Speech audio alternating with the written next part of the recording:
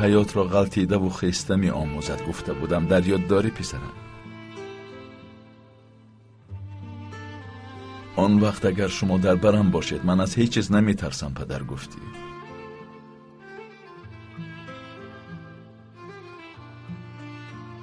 ببین من باز در برت هستم، نترس. در نزدت هستم، صحت می شوی پسرم. مرا فهمیدی شعری پدر؟ پدر در همین جاست. از شما خواهش میکنم اینجا رو ترک کنید.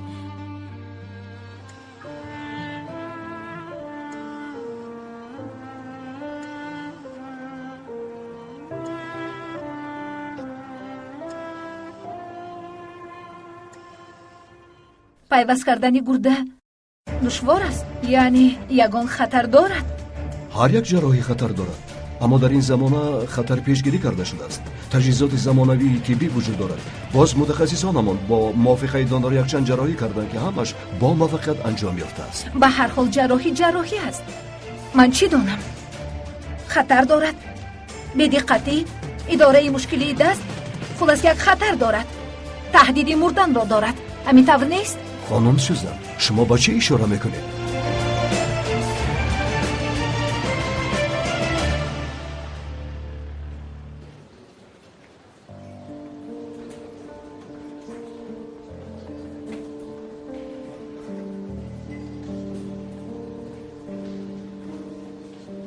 آمد.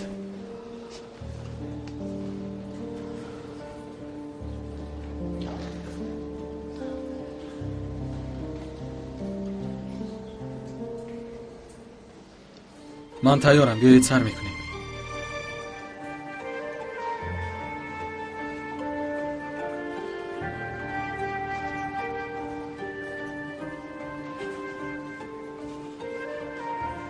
عارف ما را انتظار است. تو را برای جراحی آماده میکنند.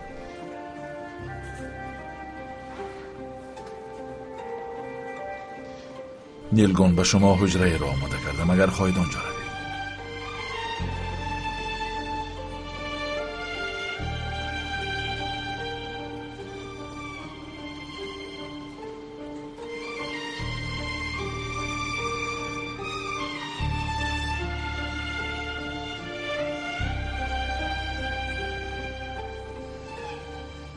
در دنیا هزارها آدمون جراحی می شوند و یک قسمی آنها موفق نمی شوند.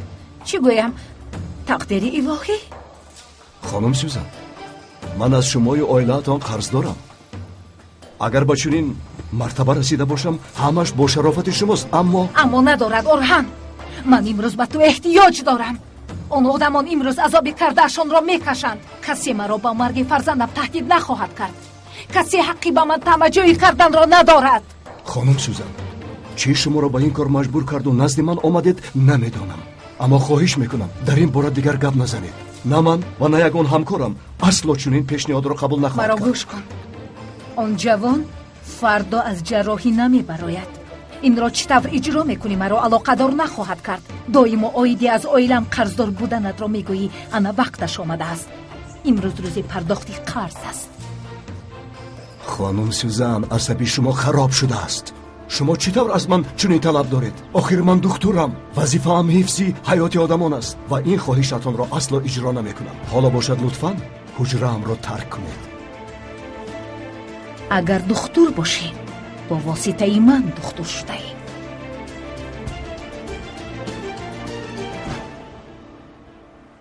بله، اگر به یگان مشکلی دچار نشویم پگاه ساعت 8 به جراحی شروع میکنیم. سپس یک مدت در حجره احیا خواب میکنیم و اگر یگان معما به میان نآید به حجره مقرری میگذرانیم. زود یگان مشکلی به میان نآید میگویید. چی خطری وجود دارد؟ البته خواطر میشوید میدونم، ولی من یک چند چنین جراحی را با موفقیت اجرا کردم. در اصل با معلومات های دنیوی نگریم این جراحی بی خطر است. خطرش از 3001 می باشد. من از شما از میانی 3001 نفر رو میپرسم. یعنی خطر هست، همین طور؟ نیلگون، خواطر نشه، به خاطر چیزی نخواهد شد.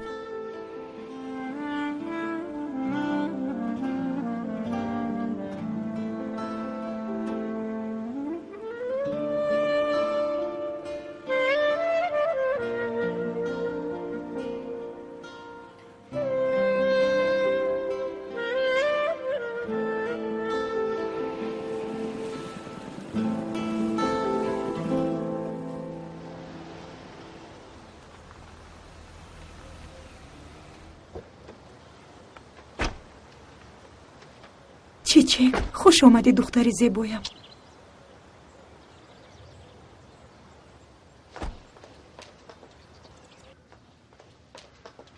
چیچک با من کاردار نشوید. بس نیست که مرا مجبورا به خانه آورده.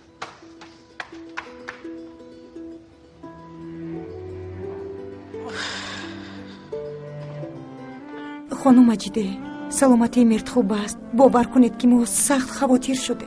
خوب است. نصیب باز بهتر می شود.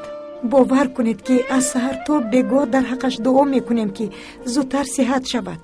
نصیب دعای همه ما قبول می شود و مرد باز به خانه بر می گردد. انشالله. می دانم که مرد رو بسیار دوست می داری. مرد در دستم به وای رسید. البته که دوستش می دارم. فرزند خودم هم نباشد خیلی دوستش می دارم. کاری کن که چیچک خرسند شود. برای به خانه آمدنش غمگین شد. شما خواطر نشوید. من برای چیچک همه کارو می کنم. از دستم چی کاری بیاد همش رو اجرا می کنم.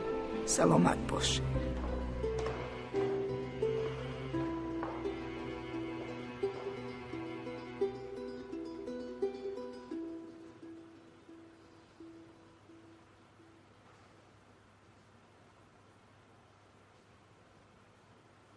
مادر، چطور راضی شدید؟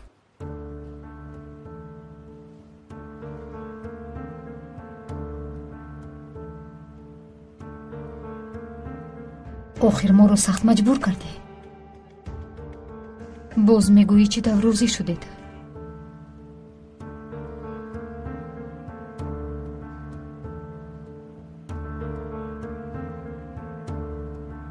شما به من دروغ نمیگویید مادر؟ گپ‌های بیهوده نگوی. خیر، از کجا میدونم که بعد از جراحی از فکرم برگشتم، غرورم به این راه نمیدهد؟ نمیگویید مادر؟ کسی با تو نیرنگ نمی کند قادر. هممون جدیتی مسئله را میدانیم. مادر جان، سخنی من یک دوست. اگر بعد از جراحی وعدتان را اجرا نکنید دیگر رویم را نمیبینید. شاید جناب کمال پسرش را باز به دست دارد، اما شما پسرتان را از دست میدید. خبردار باشید.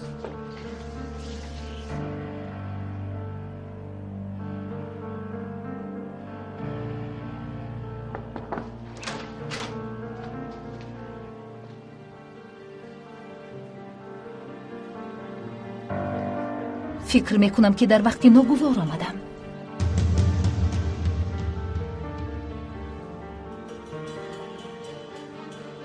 خانم نیلگون، من برای تکرارن تشکر گفتن آمدم.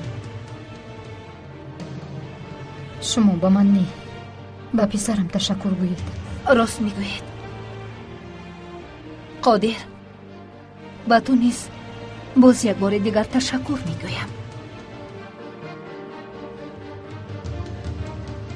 چگونه حسیات داشتنت را میدانم. خواطر میشوی. میدانم برای آن که من هم همین طورم. لیکن خواطر نشوید. این جراحی خوب میگذرد. و مانند دکتر عارف